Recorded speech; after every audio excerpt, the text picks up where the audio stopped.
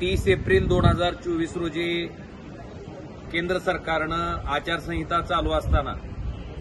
काढलेलं परिपत्रक कशा पद्धतीनं शेतकऱ्यांना पीक विमा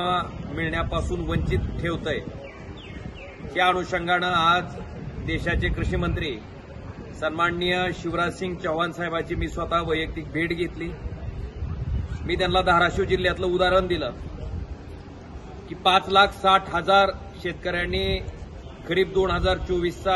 पीक विमा त्या ठिकाणी भरला होता आणि जवळपास 5,19,000 शेतकरी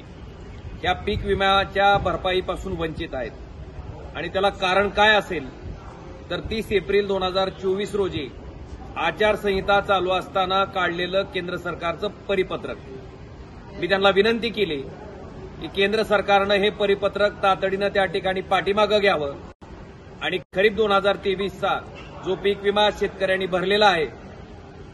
त्या 5,19,000 शेतकऱ्यांना जे वंचित ठेवायचं पाप केलं जातंय त्याच्यापासून सुटका करण्याच्या उद्देशानं माननीय मंत्री महोदयांनी हे परिपत्रक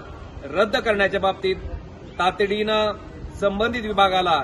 आदेशित करावं, अशा प्रकारची विनंती एक लेखी पत्र देऊन मी त्या ठिकाणी देशाच्या कृषी मंत्री